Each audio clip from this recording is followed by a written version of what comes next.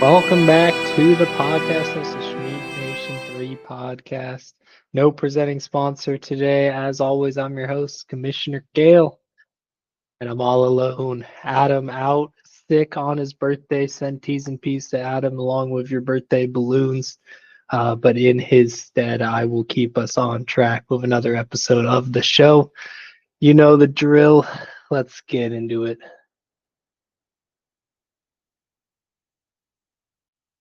All right, jumping right into the scores. Last time the podcast bowl comes down to a single point. The in the building buff did not work for me with the Trey Tucker play. That guy stinks. Almost cost me the week, but just as I predicted, take down Adam 0.98 on his side. Obviously, could have played zero kickers and won. Also, could have played Dak and won. Crazy to think 35 points from Stafford was not enough to get it over for him against 12 from Danny Dimes. But, the rest of the team is just too solid for me. What can I say? Just a dominant force. He'll try to get his birthday victory on the back half of turning 28. No pre 28 dubs for Adam there. We both moved to 2-2. Jump to the next one. I think we both had Aaron in this one. Unfortunately, Eddie does get taken down pretty handedly and loses Malik Neighbors in the process. Pretty devastating loss there for him. Meanwhile, on Aaron's side, we're cruising at the moment. We are cruising. She has put together an absolute wagon, as my co-host Adam would say, absolute dominant, even with Jamar Chase, who, I mean, it's like you can't sit this guy, but we know that he's probably just going to keep throwing up some dud games like that week in and week out over there in that mess of a franchise in Cincinnati, but does not matter. Obviously, Aaron not without her own shares of the injury bug, with Bucky Irving going down a bit. So we'll see if she can weather the storm, but quite a victory there. Goes to 2-2. Eddie, meanwhile, down to 1-3. Jumping to the next one, at some point I just have to accept Parker as a good team this year. He moves to 3-1 with a 197-point game. Formidable battle from Bradley. Bit of an up and down for his players. And then ultimately, I think, yeah, he had Xavier Worthy, but it still wouldn't have been enough. So he can rest easy knowing there was nothing he could have done. Of course, Drake London goes absolutely buck wild as soon as I trade him away, but we knew that was in the realm of possibilities. Regardless, Bradley does move down to 1-3. Also lost Lamar Jackson for I think a couple weeks, so he'll have to wheel and deal there. But luckily, he was part of the "Don't Let Kieran Get a Quarterback" party. Dare I say the leader of that party? So he just got Drake May down there in the bench. Meanwhile, on Parker's side, just pure domination. I mean, you do not expect to have those words in the same sentence when you talk about Lil P, but here we are. I mean, he's got an absolute unit and it just hurts me to say it. So we'll see where he ends up in the rankings. And going from someone who is a surprise good team to someone who has a surprise bad team, Connor at 1-3. Obviously didn't wake up for the 6:30 a.m. game, but oh no. Oh no, I saw Romeo Dobbs figured 33 points must put Connor nearly winning, but in fact that wouldn't even whittle down half of the deficit. So never mind, nothing there, nothing he could have done except draft a different team 5 weeks ago, supposedly. Meanwhile, on Jasper's side, he has turned it around a bit. He started 0-2, maybe, potentially, maybe 1-1. And now he's up at the 2-2. A great spot, great turnaround. Action Genty came alive. I'm not going to be in the building every time. I think he might have done that because I was there, unconfirmed. But then you also expect some other things from Caleb besides being fucking horrible in front of me. I was sending out 2 different wavelengths apparently, so unfortunate for him. But great victory for Jasper nonetheless. It puts Connor at 1-3. I mean, I don't even know what you do with this team. They make those videos on Instagram that are like those sad guys dancing. I think Connor's entire team has been in that AI generated video. Like he's got just all the players who were supposed to be, not necessarily fucking awful, and they're all fucking awful. So unfortunate for him. We'll see what he can do moving forward. But let's go. Let's put some better looking teams here. Jamie up at 3-1 takes down Andrew. Remember, she lost by something like less than a point. She lost by a singular extra point or field goal or something last year to get kicked out of the playoffs. Would have repeat. That's what the Jamie Jock fan base keeps telling us. She would have repeat if not for that field goal on Monday night. But you know what?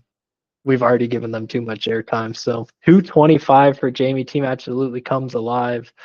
Uh, yeah, I mean, on Andrew's side, it's like nothing you can do. Threw up 225. At some point, you want your players to just not even try too hard, and seemingly had that. So it does have Woody Marks, has some hype there on the bench, and 143 is not bad. I mean, probably could have beat a number of folks. Yeah, so it is what it is. These types of weeks happen, but you hope to not have too many of those as he falls to 1-3.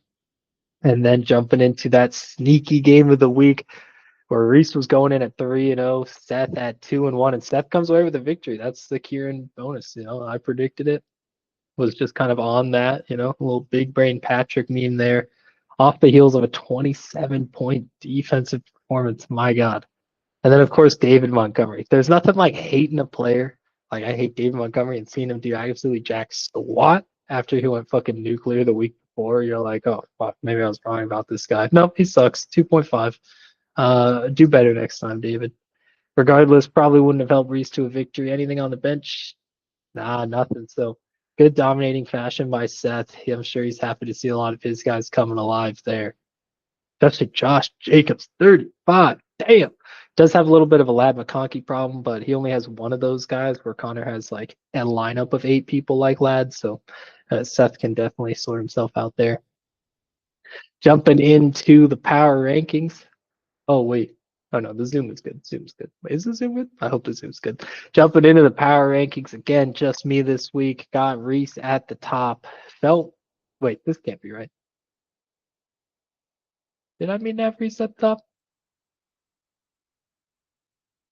I guess I have Reese at the top. Regardless, if you're in the top, 3, I'm sure you're feeling very good about yourself there. Connor at the bottom, that was the easy one. I found it extremely difficult to do about 5 through 11. So if you're in 5 through 11, you should probably take it pretty personally. It could have gone any which way. All things considered, I do feel like Aaron at 5 is probably pretty solid. Maybe it's just 6 through 11. I think we have, teams that'll go back and forth any given week as fantasy has it. Big mover there was Andrew.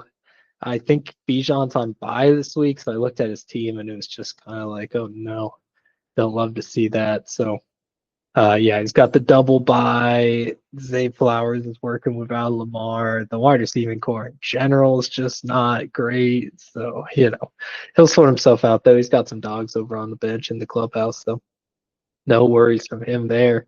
Anyone else I want to talk about? No, I think this looks pretty good. Let's jump into next week. Taking it off with me against Jay Yip. Both of us at 2-2, 3-2 to 2-3. It's a mental battle. Like 2-3 is just I fucking hate that record. I hate being 2-3. That's something I'm quite often, maybe even 2-4 in some years. So we're definitely fighting for a lot. 3-2 feels fucking fantastic, though, I'll tell you that much. So on Jay Yip's side, the people I am terrified to look at, Ashton Genty, Nico Collins, Devonta Smith. I mean, he's got a bunch of them. And then just the fucking 2 Chargers wide receivers that's for some reason working out week in and week out. It's terrifying. So he's got a team this year. He's got a team. He went away from his usual strategy. And it seems to be working out, sitting at 2-2 without that Patrick Mahomes in the first round. Meanwhile, on my side, can't believe people let CMC get to me. His legs could fall off at any minute. He's like a Lego character. Like, don't twist him. It will pop off. But while it remains on, my God, that guy is an absolute stud.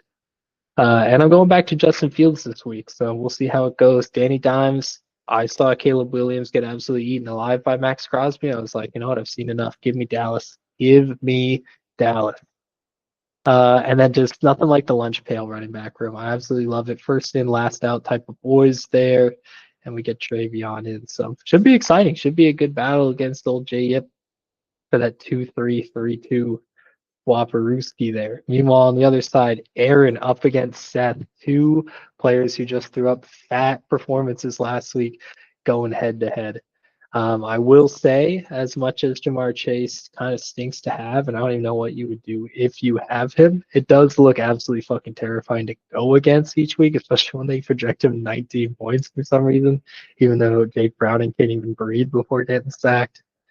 So we'll see what happens with Chase there, but otherwise the Devontae Adams pick, fantastic. Jake Ferguson in. Whoa, jumbo package alert! Just realized, holy, we're running 12 personnel, or is that 13 personnel? It might be the 13 personnel with the three tight ends. I think it is, and good ones at that. Honestly, Darren Waller's kind of a freak. Gonna kick me out of my Zoom meeting. Let me go back. In the call. Perfect. But on Seth's side here, the player rankings are gorgeous. You love to see 5 and 6 in the running back room. The bye week check here looks like Aaron's missing out on DeAndre Swift.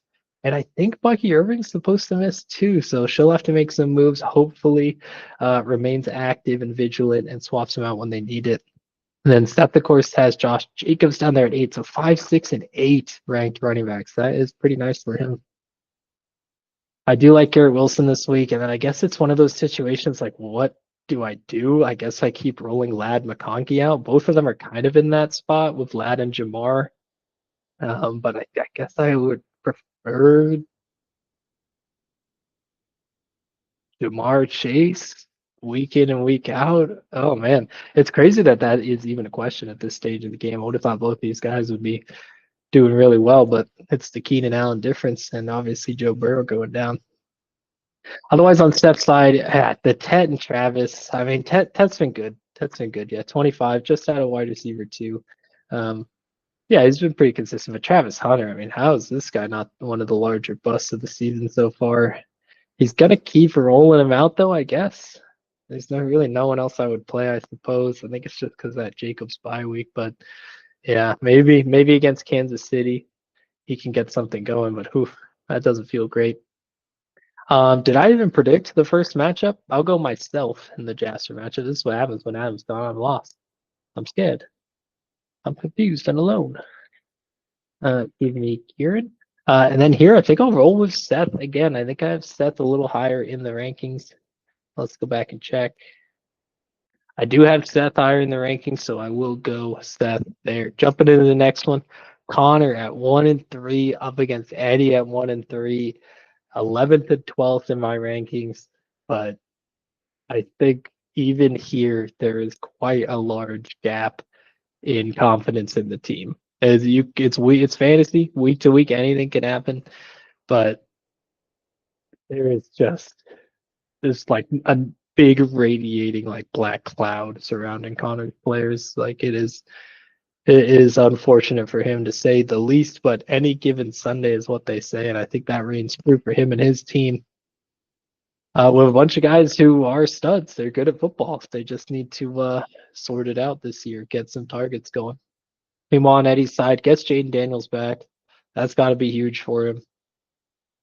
And then the zero wide receiver or zero RB hurts when you lose your top wide receiver. That's kind of the risk you're taking. You're going, I'm taking the team and the players that are the healthier position, and I'll punt the running back later. He actually winds up having running back as a strength, which who would have saw that coming? So we'll see if Terry McLaurin gets out there on the field, but otherwise, like, yeah, having Zach Charbonnet, Justice Hill flex against Cooper Kupp, Ollie Gordon, like, what are we even talking about? They're like a whole different atmosphere from the last teams we were discussing. I'll stick to the rankings again, although I wouldn't be surprised if Connor gets a victory here. The projections would actually be much closer considering Connor is starting someone on the bye. Also, Connor, Jaden Reed is done for the season. You can drop that guy. Don't worry. Um, yeah. Give me Eddie. Give me Eddie, and let's move on to the next one. Let's get back to looking at teams who've got some absolute dogs. Bradley at 1-3. I feel like Bradley is a much better 1-3 than the record would suggest. He's getting his players back, although he does lose Drake London this week. So That's unfortunate for him, but it doesn't seem like his team's too vulnerable regardless of that fact. And then Jamie at 3-1 with just an absolute disgusting team. Yeah, I think when I was looking at it, the reason why I chose Reese a bit better, a bit higher for the rankings this season is I felt a bit more confident that his team moving forward 4 or 5 weeks from now, where I'm a little worried about kind of some of the stuff that Jamie has rocking. But at the moment, she's got two top five wide receivers and a top 10 running back in AHN. So pretty nice for her there. Oh man, it's an unfortunate bye week for Bradley. I feel like if he had Drake London in there, it could easily go any which way. He is running jumbo 2 tight end package, leveraging that tight end premium, as we saw from Aaron. But yeah, I don't know. I guess DeMarcado could be surprising, but he's really kneecapped with the buys and the injuries. Oh yeah, Lamar out too, but maybe it doesn't matter with Drake May. I think it could be still fine for him at QB. I will go Jamie, just given the rankings. Jamie Jock's going crazy right now, but this is a big win or a big week for Brad. You don't want to fall at 1-4, but Adam did tease out the other week that Bradley's done this in the past. Wait for those rookies to come alive and then run the gauntlet down the stretch. So don't count him out just yet. Moving into the next matchup at 1-3, Andrew goes up against Adam at 2-2. The birthday week battle for him. And he's projected to win by 1.5 miles. Oh yeah, it's Bijan. Let's see. So we'll put Woody Marks in there. Oh, okay. So a bit of unknown out of Andrew. I think I do just barely have Andrew ahead of Adam, but looking at them next to each other, it's interesting. Uh, for Adam, it's really a story of those running backs. He's 4 running backs again. I feel like he always does, always has so many running backs. Man, he's playing T. Higgins, but I don't know how you start this guy. Has he done stuff? No. No, he's been horrible too. Oh yeah, I don't know. We'll see if Adam keeps that one, but he's got Jameson Williams on the bench too. Yeah, it's interesting. Although has he done anything? No, he has been Thanos snapped out of existence the last 2 weeks. Yeah, it's a tough decision on his side. I guess I'll go with the rankings. It is Josh Allen against New England. I think he typically goes absolute berserk mode against them. Man, Andrew has good running backs, especially if Woody Marks becomes a thing. It's like Adam's starting 4 of them, but Andrew with just 1 is somehow formidable. Although I guess Saquon Barkley's pretty good. I don't really know. This one's so tight. I'm really not sure. I guess I'll stick to the rankings, which is no, but it's Andrew. But it's Adam, and he's his birthday, and he's sick at the moment. Give me Adam. Give me Adam just out of. I think I've been picking Andrew too much, which is why Andrew has been losing. So let's go. Let's shake it up a little bit there. And now it's time for the game of the week.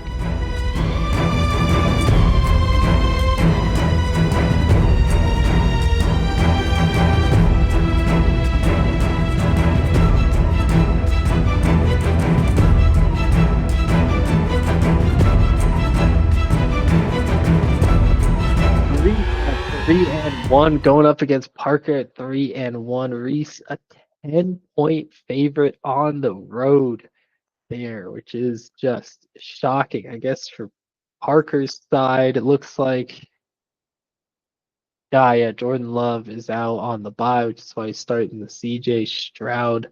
And then Reese is losing just Darnell Mooney. So yeah, Parker actually has DK Metcalf and Jordan Love out on the side. So that's definitely a match narrative to watch here if Parker loses. But I mean, just look at the averages. Reese at 177 is downright insane. That is apparently why I guess I have him at the top. It's really a Puka Nakua story.